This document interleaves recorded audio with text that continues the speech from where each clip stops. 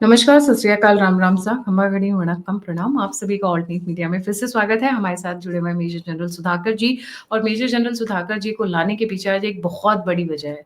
Sir creek पर पाकिस्तान के जो नेवल चीफ हैं वो पहुंच गए हैं और वहां से उनको लग रहा है वो भारत को धमकी दे लेंगे।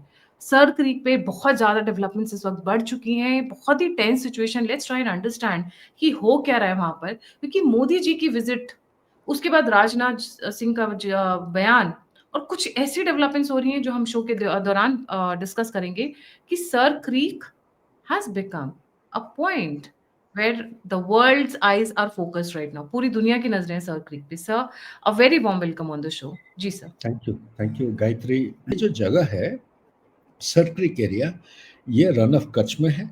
मुंद्रा और कांदला पोर्ट जो जानते हैं और जो सुने होंगे, वहाँ से करीब 200 किलोमीटर दूरी पे है, और पाकिस्तान का कराची पोर्ट से भी करीब 200 किलोमीटर दूरी पे है। और एक ये भी कह देना चाहता हूँ कि अ, ये अभी 20-25 साल पहले जो कनेक्टिविटी था उससे करीब 10-20 गुना ज़्यादा हो गया है। पहले एक ही होता था नेशनल हाईवे, अभी उसको सप्लीमेंट्री एक्सेस भी बन गए हैं। प्लस यहाँ पे बीएसएफ का जो डिप्लॉयमेंट था वो डिप्लॉयमेंट बढ़ चुकी है। बैकग्राउंड में मैं इतना ही कहूँगा, 1965 में यहाँ पे एक लड़ाई हुई थी, जो उन्होंने बॉर्डर के आगे की तरफ आके उन्होंने कोई 18-19-20 किलोमीटर का एक रोड बनाए थे हिंदुस्तान की तरफ। तो उनको धकेल के ये अप्रैल के महीने में 1965 में छोटा सा लड़ाई यहाँ पे शुरुआत हुई थी, और सितंबर के महीने में ये असली लड़ाई हुई थी हिंदुस्तान के खिलाफ, उन्होंने शुरू किया था ये। तो इसी के साथ मैं आपको कहना चाहता हूँ, ये रन ऑफ कच्छ में सर क्रीक एरिया जो है टोटल 96 किलोमीटर का एक स्ट्रिप है। ये लो लाइंग मार्शी एरिया है। हाई टाइड के टाइम पानी भर जाता है पूरा एकदम, और उसका जो विड्थ आपको अंदाज लगाना बहुत मुश्किल होता है। कभी कभी टाइड का लेवल हाई होता है, कभी कभी कम होता है। लेकिन इसका सबसे बुनियादी जो प्रॉब्लम है वो प्रॉब्लम है interpretation of boundary. Resolution pass हुआ था 1924 के रेजोल्यूशन के मुताबिक, वो मिड पाथ, ये जो एस्चुरी है, इस एस्चुरी में मिड पाथ के बीचों बीच में पिलर्स खड़े किए थे। वो पिलर्स को मध्य नजर रखते हुए एक मैप उन्होंने प्रोड्यूस किया था 1925 को। उस मैप का रेफरेंस लेते हुए हिंदुस्तान कह रहा है ये थल वेग जो अंतरराष्ट्रीय लेवल में इंटरप्रिटेशन है उसके मुताबिक बाउंड्री होना चाहिए। पाकिस्तान कह रहा है कि नहीं, थल वेग नहीं, थल वेग होता है जो एस्चुरी या वाटर बॉडी नेविगेबल होता है। हिंदुस्तान कह रहा है कि ये नेविगेबल है, यहाँ पे हाई टाइड के टाइम में पानी आता है, मछुआरा जो है अपना ट्रॉल्स को लोअर करके जाते हैं। लेकिन पाकिस्तान मानने के लिए तैयार नहीं है, बोलता है कि नहीं, ये इसमें पानी नहीं होता है, नेविगेबल नहीं है, थलवेग इसमें एप्लीकेबल नहीं होगा। 1914 9 नंबर क्लॉज जो है उसके मुताबिक ईस्टर्न बाउंड्री होना चाहिए। उसके बाद लगातार जितने बार भी मीटिंग हुई है, आप 1965 की लड़ाई के बाद एक ब्रिटिश के प्राइम मिनिस्टर साहब थे जिनका नाम है रोनाल्ड साहब आए थे, what is British prime minister Harold Wilson. ये हैरोल्ड विल्सन साहब ने इंटरवीन करके इन्होंने एक ट्राइब्यूनल अपॉइंट किया था, और ट्राइब्यूनल ने डिसीजन जो दिया उसमें हिंदुस्तान को 90% और 10% पाकिस्तान को मिला। लेकिन ये जो सर क्रीक एरिया के बारे में ट्राइब्यूनल का जजमेंट पे पूरा एकदम चुप रह गया हुआ। लेकिन उसके बाद बहुत सारे डिस्कशन, बहुत सारे मीटिंग हुए हैं। वो मीटिंग क्या क्या हुआ है, मीटिंग मैं आपको बता देता हूँ कि जिन जिन का ध्यान होगा, 1999 में ये कारगिल लड़ाई हुई। कारगिल लड़ाई के एक महीने के बाद एक स्पाई या एक एरियल व्हीकल था, उनका एयरक्राफ्ट था एलिट एयरक्राफ्ट को शूट डाउन करके हमने गिराया था यहाँ पे सर क्रीक एरिया में। हमारे हवाई जहाज आके एयर डिफेंस के जो था उनको नीचे गिराए थे। उसमें कुछ उनके नेवल ऑफिसर्स और जवान लोग थे, ये सारे के सारे मारे गए थे। ये इसलिए हुआ था क्योंकि एयर स्पेस वायलेशन वहाँ पे डिटेक्ट किया गया था। और ये भी एक विवाद था, ये 1999 10 अगस्त को हुआ था शायद, जितना मेरा मेमोरी याद आता है। लेकिन चंद एक मीटिंग्स हुए हैं वो इम्पोर्टेंट है, हमारे व्यूअर्स को समझना जरूरी है। 1989 से लेकर 1992 तक ये 5 राउंड का डिस्कशन हुआ है, इसमें टेक्निकल एक्सपर्ट बैठे हुए थे। 1997 से लेकर 2012 तक हिंदुस्तान और पाकिस्तान के बीच में बायलैटरल डायलॉग हुआ है, जिसमें कंपोजिट डायलॉग माना जाता है, फ्रेमवर्क के नीचे होता है, मतलब हर किस्म के, बाकी भी टेररिज्म होता है, आपके और भी इशू हैं, वो भी जुड़े गए थे। उसके साथ ये सर क्रिक का भी एक पॉइंट था। एक joint map of the area was agreed between Pakistan and in India. ये जब 2008 को फॉलोइंग जॉइंट सर्वे और जो आपसी जो समझौता हुआ था, उसके मुताबिक एक जॉइंट मैप की एक तैयारी करने का उन्होंने डिसीजन लिया था। 2005 से लेकर 2007 को, इसके दौरान एक इंडिया पाकिस्तान के बीच में एक joint survey and exchange of hydrographic data हुआ है सर क्रिक के बारे में। जून 12 को 2012 को लास्ट फॉर्मल टॉक हुआ था, एंड जो जो इश्यूज के ऊपर जो डिसीजन लिए गए थे वो सारे सारे विथहेल्ड किया गया था, covering both land and maritime boundaries. और 2015 को जो है Sir Creek area including the comprehensive bilateral dialogue they was stalled after Pathankot terror attack in 2016। ये मोटे मोटे चीजें हैं जो मैं बताना चाह रहा था, लेकिन सबसे मेन इशू क्या है? मेन इशू है सर क्रिक की एरिया की तरफ, पाकिस्तान की तरफ इनकी इंफ्रास्ट्रक्चर डेवलपमेंट खूब सारे हुए हैं 2014 से पहले, जिसकी वजह से उनकी रैपिड मोबिलाइजेशन होता है, और पीछे की तरह उनका जो कोर हेडक्वार्टर है वहाँ से ट्रुप्स बहुत जल्दी आ सकते हैं, और कराची ज़्यादा दूर नहीं है, कराची से भी उनके नेवल शिप और वेसल्स बहुत तेज़ी से यहाँ तक पहुँच पाते हैं। सबसे इम्पोर्टेंट चीज़ मैं यहीं पे खुलासा करना चाहता हूँ हमारे व्यूअर्स के लिए। जब 2008 को ताज होटल का अटैक हुआ था मुंबई में, तो वहाँ के जो बोट्स इस्तेमाल हुए थे, ये इसी एरिया से लॉन्च किए गए थे। वो इसीलिए 2008 की बात है, 2009 या 12 के बीच में एक या दो बार सस्पेक्टेड बोट्स यहाँ पे अनअटेंडेड, मतलब अनमैन्ड पकड़े गए थे।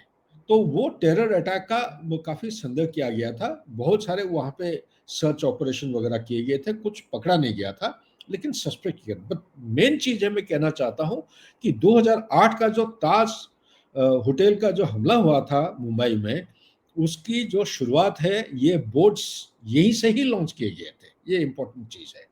और साथ ही ये क्या है, जो 96 किलोमीटर्स का मैं पूरा डिस्टेंस बता रहा हूँ, ये काफ़ी मार्शी एरिया है। बीएसएफ पेट्रोलिंग करती रहती है पैदल प्लस बोट पे, और डिस्प्यूट होने के नाते हमारे बोट्स नदी के उस तरफ जा नहीं पाते हैं। मछुआरा जो है वो बोट्स को इतने काबू में नहीं रख पाते हैं, क्योंकि उसका हवा की रोक प्लस पानी की जो टर्बुलेंस होता है, हाई टाइड कभी कभी काफ़ी तेज और ऊंचे हाई टाइड हो जाते हैं, इसके वजह से वो बोट कभी कभी पाकिस्तान की तरफ चले जाते हैं। उनको वहाँ पे पकड़ के बोट्स को वो सीज कर लेते हैं, और बातचीत काफ़ी लंबा डायलॉग के बाद ये फिर रिलीज करते हैं, अपना जो वाघा बॉर्डर है वहाँ से रिलीज, लेकिन वो बोट कभी वापस नहीं करते पाकिस्तानी। उसमें जो वो गरीब लोग हैं, मछुआरा हैं, काफ़ी उनका जो लाइवलीहुड के ऊपर बहुत असर पड़ता है। प्लस कुछ कुछ जगह है जहाँ पे सरकंडा अभी बढ़ने लगे हैं। सरकंडा लंबे घास जो होते हैं, उसके वजह से रूट्स ऑफ इन्फिल्ट्रेशन बढ़ गए हैं। सर ये जो वो ये जी सर क्रिक जो बोलते हैं, सर क्रिक का दूसरा नाम है, हमारा एक हिस्टोरिकल नाम बोलते हैं उसको कि बनगंगा। बनगंगा जो है, ये यहाँ पे पुराने समय में जो एक एक ट्रिब्यूटरी होता था, वो क्या है, अभी वो छोटे छोटे बन के ना वो अंदर आने लगे हैं रन ऑफ कच्छ के एरिया के अंदर।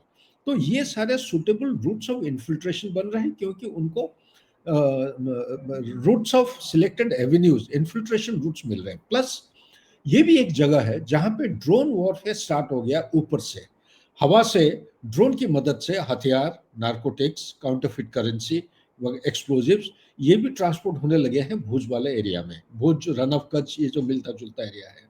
और ध्यान रखिएगा, मुंद्रा और कांदला जो पोर्ट है, ये ज़्यादा पुराने नहीं है, नए पोर्ट है। सबसे ज़्यादा हमारा एक्सपोर्ट और इंपोर्ट जो है हिंदुस्तान का, यहीं से ही होते हैं, यहीं आते हैं और यहाँ से एक्सपोर्ट किए जाते हैं। ये करीब 200 किलोमीटर दूर है क्लो फ्लाई डिस्टेंस। और अगर आप गाड़ी पे जाएंगे, मैं खुद ड्राइव किया हूँ, लंबा रास्ता होता है, वहाँ पे घूम घाम के आते हैं, तो आपको करीब करीब 300 किलोमीटर आ जाएगा टोटल डिस्टेंस, लेकिन क्रो फ्लाई है 200 किलोमीटर। और अनदर इंपॉर्टेंट पॉइंट मैं यहीं पे कवर करना चाहता हूँ कि जो नार्कोटिक्स है, पहले हिंदुस्तान एक एक होता था ट्रांजिट पॉइंट। ये कहाँ पे गोल्डन क्रेसेंट जो अफगानिस्तान, ईरान और पाकिस्तान में प्रोड्यूस होता था, वो वहां से कराची तक आते थे और कराची से इधर आते थे ना। अभी ग्वादर एक्टिवेट हो गया, चाइना आके बैठा हुआ है। ये कराची प्लस ग्वादर, ये मिला के ये वाला सर क्रीक एरिया का इस्तेमाल किया जा रहा है इसको नार्कोटिक्स को इन्फिल्ट्रेट करने के लिए। ये बहुत मात्रा में पकड़े गए हैं अभी रिसेंट पास्ट में। ये भी एक कारण है। मुंद्रा की बात आप सब सुने होंगे, मुंद्रा में एक जहाज कोई बार पकड़ा गया है जो पाकिस्तान से ये हाई ग्रेड क्वालिटी नार्कोटिक्स आते हैं, तो ये पकड़े गए हैं।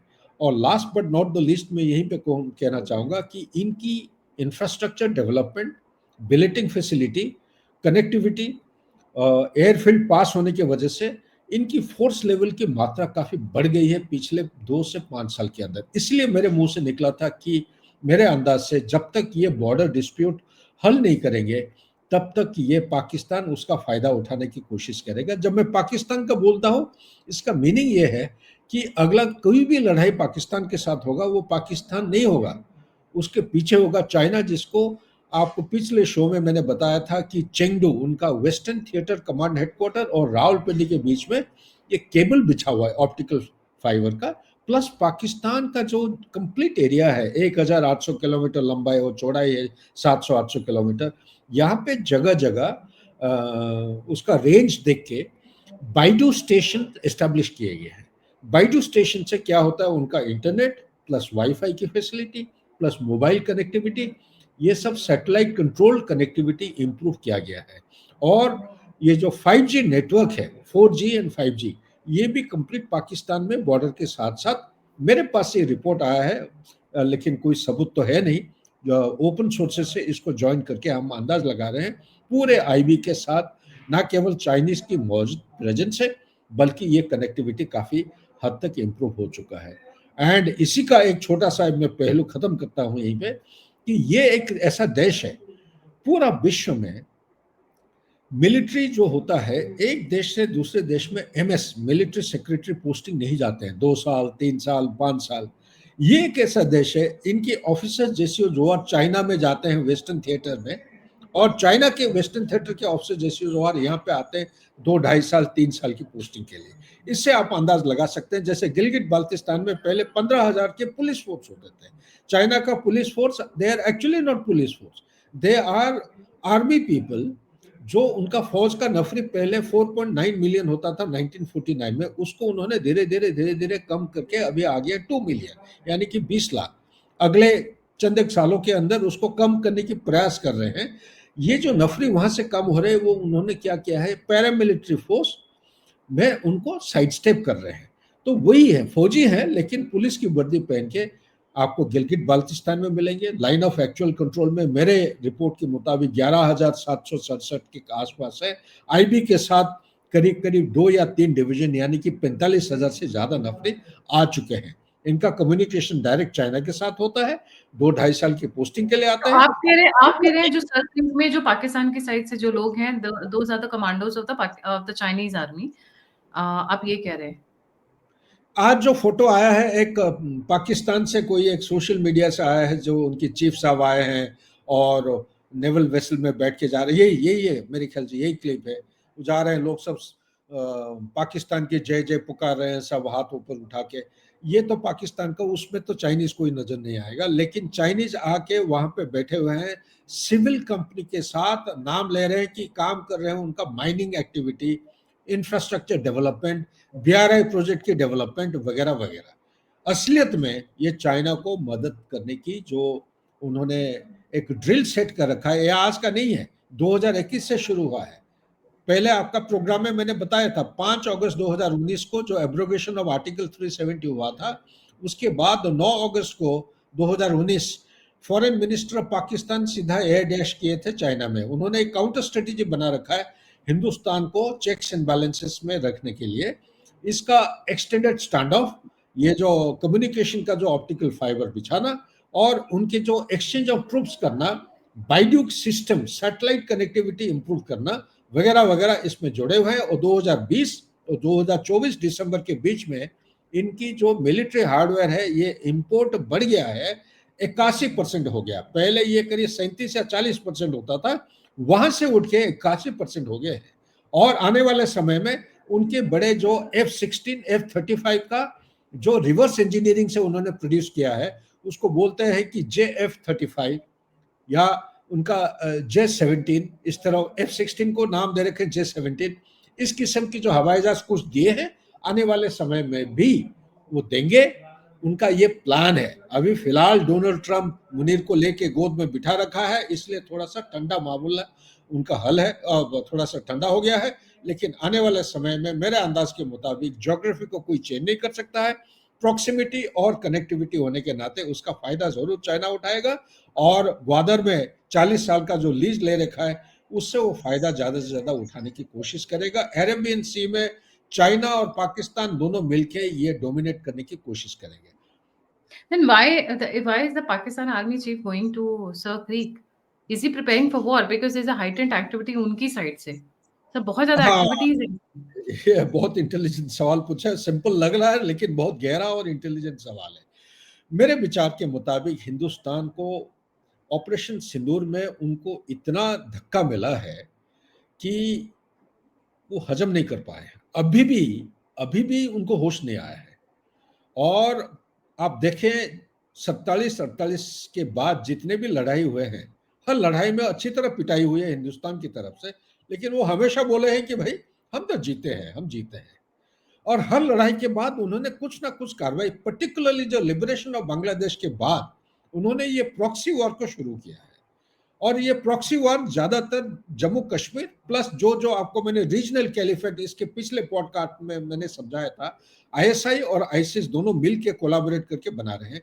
इसके अलावा सरक्रिक एक ऐसा जगह है जो हमारा इकोनॉमिक सेंटर्स ऑफ एक्सीलेंस, यानी कि मुंबई पोर्ट, इसके ऊपर वो थ्रेटन करके उसको ब्लैकआउट करके धीरे धीरे उसको डिस्ट्रॉय करना चाहते हैं बाय मीन्स ऑफ, जैसे पंजाब में उन्होंने शुरू किया था 25-30 साल के लिए, narcotics, drugs, by inducting terrorist, by हथियार देना। ये पूरा फुल स्केल लड़ाई वो नहीं करेंगे। ये एक हाइब्रिड वॉरफेयर, मेरे विचार और अंदाज के मुताबिक ये हाइब्रिड वॉरफेयर शुरू करने जा रहे हैं गुजरात रन ऑफ कच्छ के एरिया में। यहाँ पे 1965 में जैसे घुसपैठ किए थे, वैसे ही वो कोशिश करेंगे, कैप्चर करेंगे। और मैं यहीं पे कह देना चाहता हूं, पिछले 30 साल के अंदर ये रन ऑफ कच्छ एरिया में जो डेमोग्राफिक प्रोफाइल है, ये बिल्कुल उल्टा पुल्टा हो गया, चेंज हो गया। जो समझ पाएंगे आप इससे एक हिंट लेके समझ पाएंगे, समझ लेंगे कि डेमोग्राफिक प्रोफाइल किस तरफ गया है। ये पाकिस्तान के पॉपुलेशन की जो जाति है, ये वो वाले नफरी ज्यादा बढ़ गए हैं। ये 2011 का सेंसस लेके अगर आप कंपेयर करेंगे, अभी तो वह नहीं है, वहां पे पॉपुलेशन बढ़ चुकी है। वो एक किस्म का हाइब्रिड वॉरफेयर उधर स्टार्ट करना चाहते हैं। मुंद्रा और कांदला प्लॉट जो है इकोनॉमिक सेंटर्स ऑफ एक्सीलेंस है, इनको वो नाकारा करना चाहते हैं, उनका ये टारगेट है। Sir, are they preparing for any kind of attack or war near Sir Creek area? हम बिल्कुल तैयार हैं। मैं तो रिटायर्ड हूँ, मेरे पास असलियत खबर तो नहीं है, लेकिन हमारे जो राजनाथ साहब जो उन्होंने बयान दिया था, तीनों चीफ साहब उधर गए। तीनों चीफ गए क्यों, घुस क्यों गए थे? शस्त्र पूजन तो कहीं भी कर सकते हैं, इतना दूर जाके तीनों चीफ जाना, डिफेंस मिनिस्टर जाना, डिफेंस मिनिस्टर का कोई बयान करना कि इस बार हम ज्योग्राफी और हिस्ट्री को बदल डालेंगे। कराची ज्यादा दूर नहीं है, ठीक है ना। सो जो चीज हमने रोक के रखा था ऑपरेशन सिंदूर फेज 1 में, वो चीज अभी होने जा रहा है।